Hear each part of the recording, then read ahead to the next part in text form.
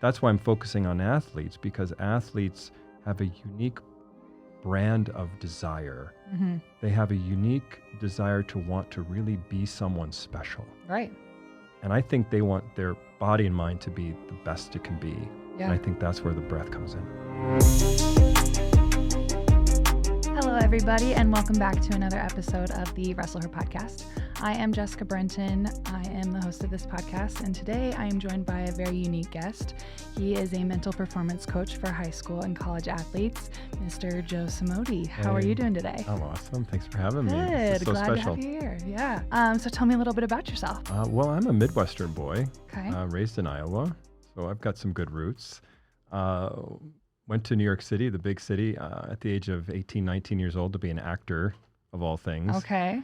Stumbled through that, as Yeah. you do, and found filmmaking. Opened my own film production company after going back to college and studying how to do all that, and had a good time producing videos for a long time. And then I got that itch. And a little bit more into the itch, though, Jessica, was this experience of me falling to my knees in the middle of Times Square at the age of 32. Okay. And as I'm busy doing production and like having this career and like these big time names and all this stuff, and it's the Big Apple, and I was like, what's happening at the age of 32? Why am I getting a back spasm in the middle of Times Square at this young age? And so I stumble back to my home and I reevaluate my whole life basically around that time. And that's when I got into the idea of like, maybe I'm missing something. Maybe I don't understand myself well enough. Maybe I need to slow down a little bit. Yeah. So at the age of 32, I, started like looking at myself more seriously, following that voice. And that's what led me to yoga training and all of the disciplines around yoga, and eventually leading me towards the thing I love the most about yoga, which was always breathing. Okay. And that's why I've continued to like work with the breath, because the breath got me out of my lower back pain. And that pain was twisted for 20 years. So I had to unwind that for a long time. Right. And after about 10 years of real, investigative work, I figured out, oh, this is working. Yeah. This is actually changing me. The better I was breathing, the better I was living. And that meant that there was something about the breath that kept my mind and body in a better shape. And I could go back and I could play golf and I could run and I could hike and I could lift weights and I could do the things I longed to do, but for a good time I couldn't do them with any sense of safety or understanding. The spasms kept coming back. So now I'm spasm free for 10 years. That's awesome. And I'm like, I think I have something to share with the world now. And that's why I'm focusing on athletes, because athletes have a unique brand of desire. They have a unique desire to want to really be someone special. Right. And I think they want their body and mind to be the best it can be. Yeah. And I think that's where the breath comes in. So you wrote a book about your breathing techniques and everything. So why don't you tell us a little insight on that? It's really just kind of an introduction, if Okay. you will. I wrote something that was very simple, very straightforward, just so that people could walk in and go, what is this all about? Yeah. Tell me what the steps are. Give me a kind of a first-class look at the experience of what breathing is all about. So the book really is inspired by all my teachers, to be honest. I mean, I own nothing. I've created hardly anything here other than maybe my approach and my new spin on this. But really what's unique is just that I've presented it in the Joe Somodi way that I feel like is most accessible to people. This is an introduction to breath training. It's an introduction to how do I improve my breathing step by step. This book is really meant to be simple, easy to understand, and not overwhelming. Lots of visuals, lots of ways to kind of guide yourself through the experience. But also as a guide for me, then as a coach, I can use the book as a reference tool. So it's not meant to be it's not necessarily meant to be self-led. Okay. Because when we look at ourselves, we don't really know what to look for. So when we're looking in the mirror, I think we get a little used to looking at ourselves the same way all the time. Right. So you need a coach to say, oh, you haven't looked at that before. I was just working with a student yesterday. He's a wrestler. And I was observing his posture. And I was saying, oh, do you realize your left shoulder drops a little more than your right as you're walking? And do you realize that as you're walking, you're not moving your hands? Oh, no, I didn't realize that. I mean, he's 17 years old, Yeah. but he ought to realize that now, that his total upper body as a wrestler, I can see why he's, tight in his upper body and he's Right. crunched in a little bit. But then I said, well, you can free up your shoulders a little bit. You can balance out the shoulders and free them up. Oh, I didn't realize that. Yeah. Because we don't look at ourselves Right. that way. Yeah. I've noticed that, like, as a wrestler, you kind of have a posture where you're a little slunched over and your shoulders are forward. And that's good for I the find sport. I find myself like, I need to put my shoulders back. My neck kind of hurts. My back kind of hurts. I need to we, sit up. we need both. Like, Yeah. I'm a golfer, so look at the golf and like shoulders, Yeah. forward like that. I mean, I see professional golfers in the tour. I mean, their posture's not so great. Right. So it just means that they're so dedicated to their sport. But we need alternatives. We need flexibility. We need to be durable. We need to be resilient. We need to be malleable. Right. I think those are the characteristics. And you have to know, okay, I'm going to hold myself like this when I wrestle, but then I'm going to hold myself like this when I'm living my life. Yeah. And there's a difference. We don't become our sport. Right. I think that that's a great aspect that you need to look into. Like, it's important to know how to breathe and stuff, but how are you standing and how's your posture? And you got to look at all the other aspects of it too. So that's something that not everybody thinks about. I didn't think about that. The issue with being an athlete is that you have to be kind of a superior human being. Right. Which means that off the mat, you have to be looking at your life just as much. How am I behaving? What am I eating? How am I sleeping? How am I really exercising? If I'm exercising my body, am I recovering well? Right. Because if I'm not recovering, then how do I work with that? And that's where the breath helps with sleep regulation. It helps with recovery. It helps with endurance. It's like the core foundation. You can always go back to the breath. You can always rely on the breathing. Is there a specific breathing technique that you recommend for everyday life and then also for athletes as well, or are they different? Not so much a technique as a way of living. We need to be aware that we have a functional everyday breath. And that functional everyday breath gets us through the day in a very steady, stable, calm, focused way. Yeah. We lack some of these qualities and characteristics because of our breathing is irregular. Irregular breathing means that your breathing is heavy, it's shallow, it's tight, rigid, it's through the mouth, it's inconsistent, it's not soft, it's supple, quiet, effortless, smooth, regular, diaphragmatic. All of those qualities are good qualities. We need to be able to own those qualities. Okay. That's where breath training comes in. If you train your breathing, you become more conscious of your breath quality.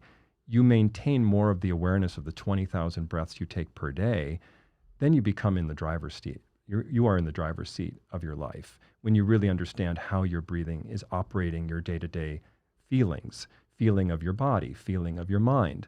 Guess what? Every time your breath alters, so does the feeling of your body and your mind. Okay. If you can stay conscious of your breathing, you become an anchor. The breath becomes the anchor, and you stay in the driver's seat of your everyday mental and physical feeling. You know more about who you are when you know how you're breathing. Yeah. And that makes you powerful. Why are we losing that power? Why are we choosing to walk away from that? Why are we always making the outer world of the phone and the Instagram and all of the stimulation from the five senses more important than what's going on in here? This is the most powerful machine we'll ever own. Right. It is the most beautiful place we can ever be. Why not really live in it and understand it? The breath gets you there. The breath is the guide. Awesome. I love that. Is there any common misconceptions that you hear a lot about breathing that you want to talk about today? They underestimate the fact that breathing is something we actually have to learn. Yeah. And we take it for granted to a point that because life is the way it is these days, with all that we're taking in more than ever before, I don't care where you live, you're still taking in more information in your life than you have ever taken in before because you're trying to keep up in some way. Yeah. And you're trying to download lots of stimulation from the outer world. Your body-mind takes a beating. The misconception is that I'm breathing fine. If I'm living, I'm breathing fine. I'm doing okay. Well, the likelihood is that because we're taking so much in, the breath is starting to try to regulate all of that. It's trying to handle it. And as a result, we're over-breathing. We're breathing too big. We're breathing out of proportion to our metabolic needs. Okay. When we're sitting here having a chat, This is just a friendly, loving experience. There's no need to be over breathing, right? But yet I see coaches who are over breathing because they're trying so hard to speak to their teammates, and they're just huffing and puffing through their speeches, right? That's sad to me because they're working really hard. The respiratory system is working really hard to maintain the ability for them to speak. Teachers, a lot of people who are speaking all day long, they're exhausted at the end of the day because they've been over breathing. So to answer your question succinctly, we are underestimating our over breathing. Okay. And we are over breathing because we're stressed. So we need to start to under breathe, or put it this way, go on a diet. Okay. And get your breathing under control so that you can breathe in regulation to the metabolic needs. And you're typing on the computer, there's nothing going on. Everything should be sweet inside your breath. And yet people are shoulders, upper chest, and they're just over exaggerating their breathing because their whole body doesn't feel good. Their mind doesn't feel good. Okay. And that affects your mind and your body and your health to overbreathe? I'm saying that your breath can shift the mind body fast in a very efficient way. You can notice anything, Jessica. I mean, if you want to notice your mind and how it's moving, great. It might then bring you into your breathing or your body. You can notice the stress in your body, and then that can bring you into your breathing. Or you can notice your breathing, and that can get you into your mind and body. The path doesn't matter. It's whatever works for you. What matters is you're noticing something. As you're typing on the computer, notice something that's going on here in relationship to is it an angry email? Are you typing really fast and really hard? And if so, chances are the body's taking a toll too. Right. Same thing if you're driving 90 miles an hour. It's fun to drive 90 miles. I love that too on an open road, but relax your body as you're doing it. Don't tense up. Chances are we're tensing up, and we're just like, we were trying to take that steering wheel and own that steering wheel. Right. Well, wrestlers do that too. Yes. They're trying to overdo everything. There is relaxation in the sport. Right. There is ease. There is grace. The best, I bet you can say, and I don't know a lot about wrestling, but I bet you can say the best wrestlers are graceful. Yeah, 100%. And if they can be graceful, they've probably learned something about their body and mind that makes them that way, that gives them that trust and that belief to be graceful. Graceful means that they can be effortless and they really are trusting. Yeah. And that's what I'm talking about with breathing. I know you've learned probably a lot of stuff, but is there like a specific one that you were like, wow, I had no idea that did that, or that affected me that way, or even noticed it? I'm going to lean away from techniques just because it's hard to teach or talk about techniques out of context. But I will say that when you bring your breath in regulation to your metabolic needs, meaning most of the time we don't really need to be breathing that big. We can be breathing very light and very soft and very regular and very diaphragmatic. And then all of those characteristics regulates your whole nervous system to such a degree that you feel a sense of ease. And I think the greatest technique is to know that you're in control of that experience all the time. Okay. Because the diaphragm muscle is this little unknown muscle to most of us, because it's hard to feel. It's hard to associate where it is in the body. It's hard to understand what's it really doing. But we have control over it. Yeah. And if we have control over it, then the better we know what it's doing on a moment-to-moment basis, the more we can shape the experience from that.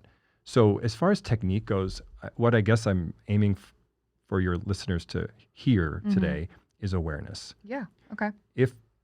Techniques to me are relevant based on the circumstance of the person and what they're going through. Breathing is actually really complicated. Okay. And I don't want to whittle it down to one technique that your listeners might go, oh, well, that's it then. That's all I need to do. And it does get simple as it gets more clear to what you do need to do. So it doesn't need to be complicated, but breathing has a lot of nuances based on the circumstances of the person. And it's very hard to whittle it down to one singular thing that's going to make it all better. Yeah. But I will say, if you're more aware of the quality of your breathing, you're on the right track. Okay. If you're nose breathing, you're on the right track. Okay. Then you're starting to notice some things that are important. And that alone can get you going. So mouth breathing is not a good breathing technique? There are moments where mouth breathing is effective in terms of the experience you want your mind and body to have. Okay. So if you're looking to expel carbon out of the body rather quickly, then please open your mouth and do that. That will help. Okay.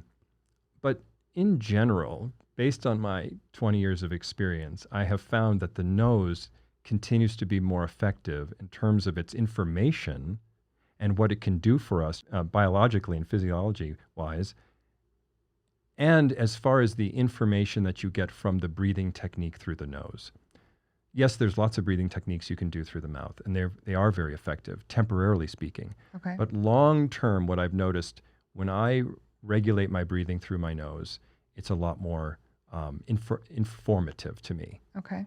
And what I'm noticing people doing more often is they're turning their breathing on and off.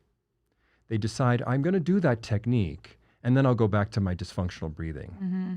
Or I'll take my dysfunctional breathing into the technique. So there's this one technique where breathe in for 4, hold for 7, exhale for 8. A lot of news articles, you go and Google that one, it's everywhere. You'll get 100 hits quickly. Okay. It's super effective because it's been promoted as a stress reliever. I don't doubt that it works. But if you're taking your dysfunctional breathing pattern into holding the breath for 7 seconds and exhaling it for 8 seconds, you're just going to go back to your dysfunctional breathing, and you're not going to really improve the feeling of your body that much because you're taking dysfunction into your breathing. Okay. That's what athletes are doing, is they're taking irregular patterns of breathing into their sport.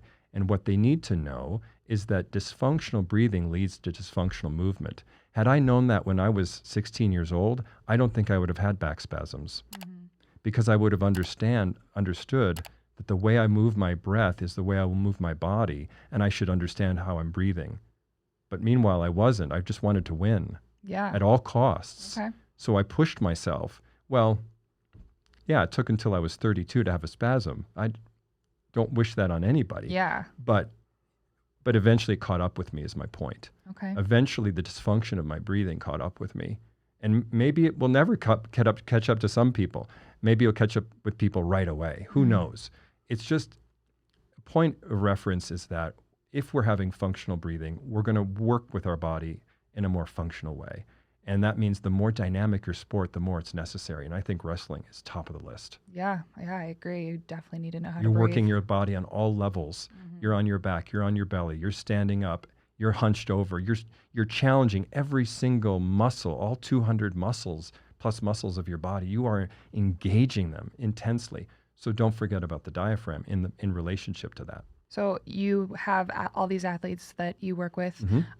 What's a good starting point for an athlete that needs to work on their breathing techniques? They need to test their breathing. Okay. They need to have some place of what's going on. You can test it by way of questionnaire, you can test it by way of somebody watching, or you can test it by, literally doing a breath test. So in the method that I'm taught, there's this test called the body oxygen level test, or the BOLT test. And it's just simply allowing yourself to breathe in naturally, breathe out naturally, pinch your nose, hold the breath after the exhale, and wait for the first desire to breathe in. And this is testing the athlete's endurance and breathlessness. So we're waiting for that first onset to want to breathe in. So after this natural exhale, you're waiting for the body to tell you, oh, you should really breathe in with no willpower. Yeah. So the next inhale is nice and soft and gentle. That test alone has an 89% accuracy of testing whether you have dysfunctional breathing. Okay. If you can get to a point of 25 seconds effortlessly and holding the breath out effortlessly, that means you have very good function. The function is coming from the carbon. Okay. I don't want to get too technical here. Okay. But the carbon buildup in your lungs is what's happening when you're holding the breath out. If you're comfortable with that carbon buildup, that means when you're regulating your breathing in an everyday fashion, you can have a softer, more gentle breath because more carbon can stay in the body. Okay. And more of that carbon is actually animating the oxygen that circulates throughout the body and through the muscles and through the organs. What the BOLT test is informing you that if you could only do that for 5 or 6 or 7 seconds, you have a high sensitivity to carbon buildup. And as a result, you're more comfortable with carbon leaving your body than you are holding it in. As a result, your breath receptors are highly sensitive to that, and they're making sure you're breathing shallow all the time. In other Okay. words, understand that we have a normal breathing pattern that we're comfortable with. Mm-hmm.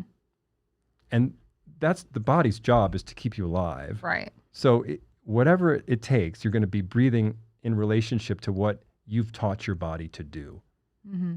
based on the life that you're living, what you're eating, how you're sleeping, how you're exercising, all those factors. Even though it may be dysfunctional, it's still keeping you alive, which is great, Yeah. because the body's smart enough to do that. What the body oxygen level test is telling you is that, what do you need to improve? How much do you need to improve your carbon buildup so that you can relax the breath more? The breath can be softer and more subtle in your body, and you won't get excited by that. You won't feel nervous. You won't feel anxious. Many athletes come to me and they start to improve their breathing, but it doesn't make them feel comfortable right away, Right. because suddenly they're changing the gas exchange. Yeah. They're changing the gas balances. And as a result, they're like, oh, I feel more breathless. And like, yeah, because you got so used to breathing irregularly for so many years, your body just adapted to that irregularity. The Bolt test is a way to kind of get us on a playing field where we can say, okay, now how do we build that carbon back up in your body so it's comfortable, and you can start to breathe softer and more gentle and lighter and more diaphragmatic and through the nose, so that when you take that, that breath to your sport, you can accentuate all those positive aspects of your breathing, and you can endure more, you can recover faster. So do you have them do certain type of trainings for their bad breathing habits as they go, and just regular life? And Yeah. then do you have them do the sport as they're breathing like that too? The first thing I need to say is that I don't want any athlete thinking about their breathing while they're playing their sport. Okay. That does not help you at all. Okay. That's why we train. And the same thing is true of all training, right? Mhm. So you're practicing moves in different sequences that you do it in your head, you practice it on the mat, and then you forget about it. And you're in this moment and you're just reacting. Right. That's important. Yeah. Please don't think about your breathing during the games, Okay. during the competition. That has no benefit whatsoever. But when you start with the basics, yes, what we want to do is strengthen the diaphragm. What we want to do is stress the respiratory system and the breath receptors. We want to change the gas comforts. Okay. So we create scenarios in breath training that allows you to strengthen the diaphragm, that allows you to become more attuned to, what does it feel to widen my lower ribs? Oh, that's what it feels like, because I'm so used to breathing up here in my upper chest. Oh, okay. So if I relax my upper chest, that's what it feels like. I actually put a weight on my athletes. I put a Okay. 10, 15 pound soft weight. So it's like a sandbag weight. Mhm. And I let them feel the diaphragm moving, because if you're moving the weight successfully on your navel, you're allowing the diaphragm to press down successfully and up. Okay. And that movement can be very rhythmic, but you're also strengthening the diaphragm as you're doing that movement.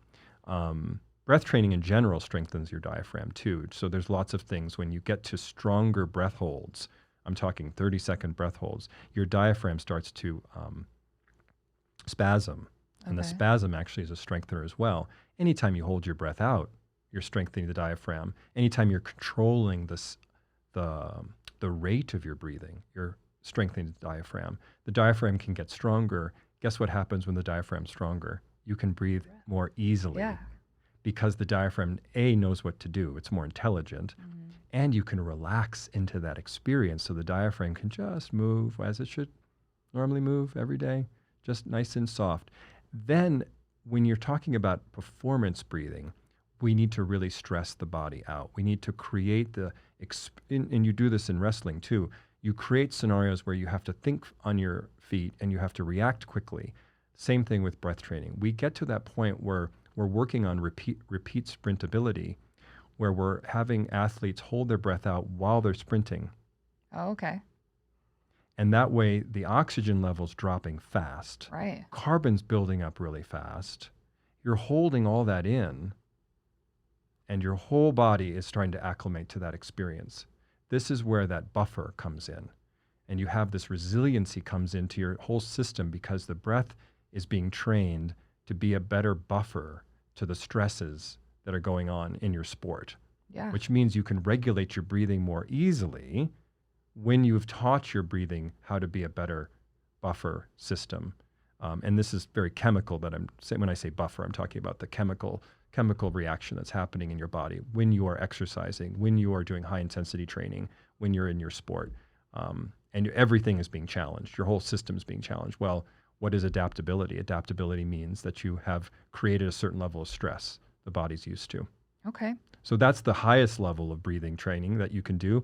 And even the most basic, of course, we all have to go through the basics, but the most basic is get your breathing to be regular through the diaphragm, strengthen the diaphragm, be able to understand the movement of the ribs as in relationship to the diaphragm, and so that everything feels like it's moving in coordination with each other. The ribs, the diaphragm, there's rhythm to that, and it's not upper chest. There doesn't feel like there's any stress to the breath when you're just kind of optimally sitting here having a conversation with you. Okay, so it's more so stomach breathing than Yeah. breathing in through your chest. Yeah, so there's a natural movement at the navel when the diaphragm draws down because the organs have to get out of the way, right? So there's a reaction. They call it a shape change, where this is receiving the air, but the belly has to change shapes for this to react to this expansion in the ribs, in the lungs. So that shape change is natural.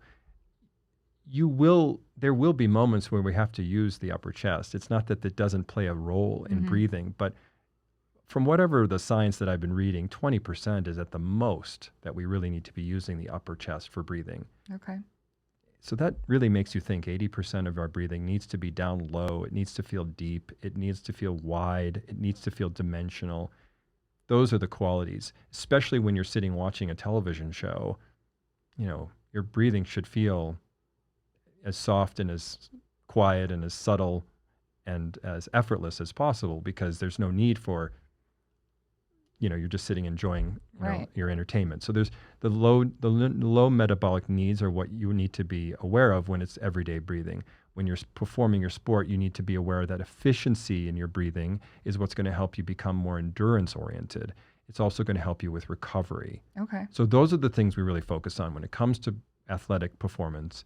You really want endurance, you want recovery, and the foundation sets the stage for that. So do you do the Bolt test, obviously at the beginning? Do you do like a progressive test as well, just to see how their breathing is changed? Yep, you're dead on. So we use the Bolt score as a relative number for motivating you to get more carbon in your body, to feel more comfortable with that.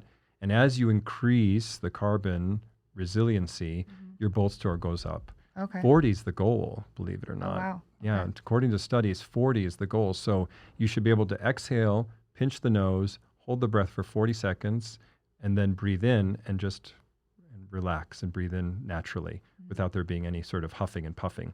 Athletes tend to overdo it when they're testing their Bolt score because they feel like the willpower is Right. what they need to add in there, and they try to hold it really long, which is fine. And some of your wrestling gals did that in their Bolt scores with me. Yeah. And they came up with 30, 35. I was like, not so sure about that. Yeah.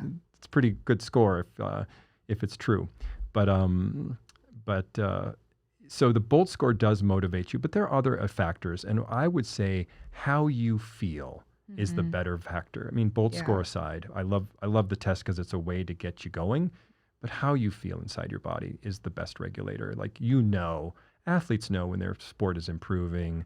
They know when their endurance is better, their recovery is better, the fatigue is not as bad. I mean, I talk to wrestlers all the time, and they say that last part of the match is what they struggle with the most. That third period. So it's just like they don't know where their mind is going. Probably their focus is being lost, and certainly their body's taking a hit. So, God, that's the goal, right? I mean, think about the marathon runner who wants to finish just as strong as they started. Right. That's how wrestlers should be thinking. So you came to my wrestling camp. I had you there as a guest to teach the athletes a little bit of breath technique. They had a few sessions with you.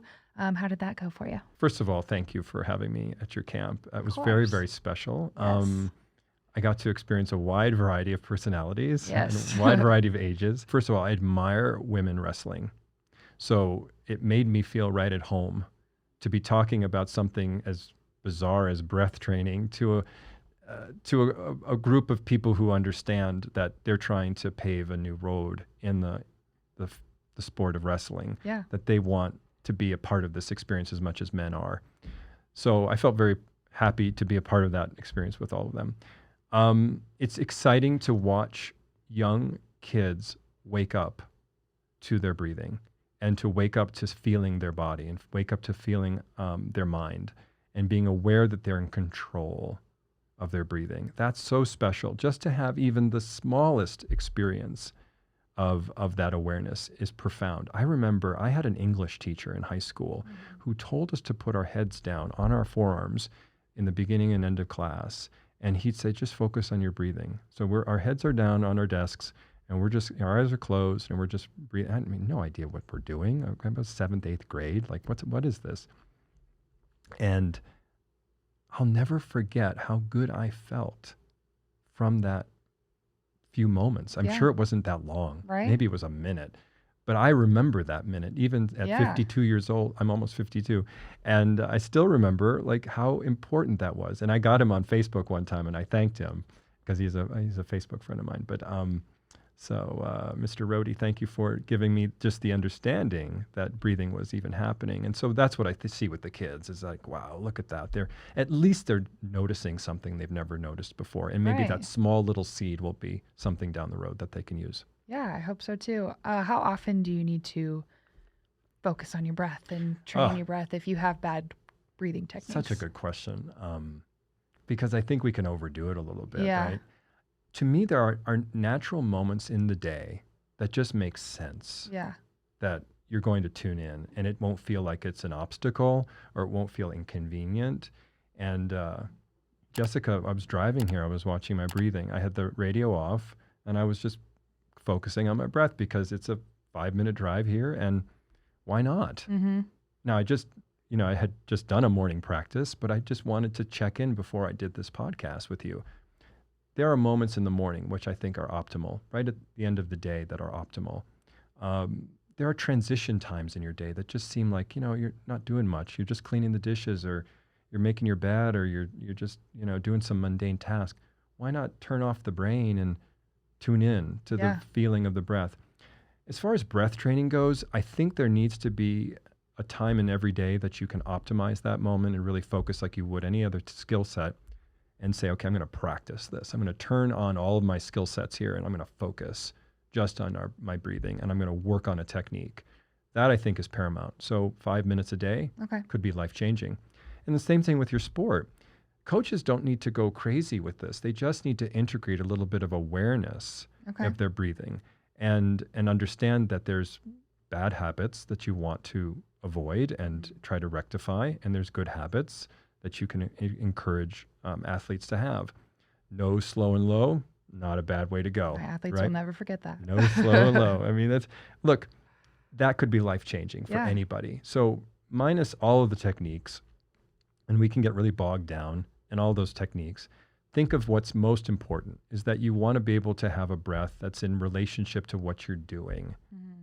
And if you can just think about that a little bit more, I think you'll be doing yourself a world of service and realize, oh my God, I'm breathing like crazy right now for no reason. That could be a huge awakening. And you suddenly go, what do I need to do? I need to go no, slow, and low. I need to regulate my breathing. But if you train your breath enough, what you realize is that the breath receptors get used to light breathing or subtle breathing or soft breathing. The breath receptors are the things that we really want to focus on as not being so active or so stimulated. We live in a world now where our nervous system is so hyper, it's so on all the time. If your breath is more regulated, that means your nervous system is down. Mm-hmm. It means you are ready to be going in the rest and digest state, and you're a happy camper.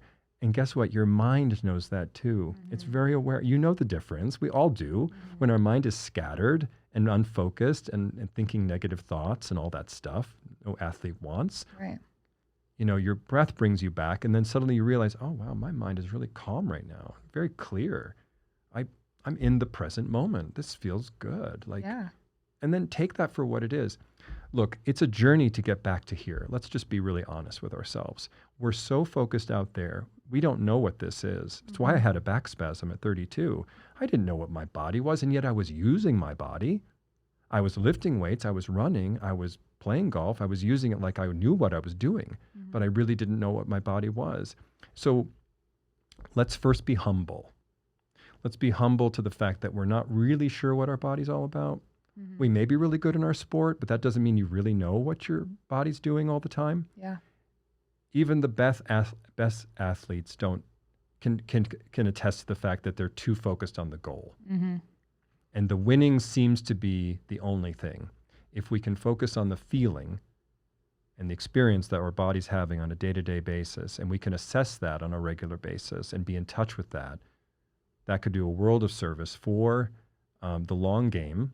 And then, of course, in your sport, think about it. How much more connected can you be to your body and your mind? Yeah. So that you really, let's put it this way, Jessica. I want your athletes to appreciate the experience of wrestling more than anything else. Yeah. When they're actually in the moment of playing and wrestling, I want them to feel so much joy that it overwhelms them with love and gratitude. And I think that comes with knowing what your body's doing and what you're really feeling in that moment and how unique that moment is. No matter if you win or lose, you are in something so special. Yeah.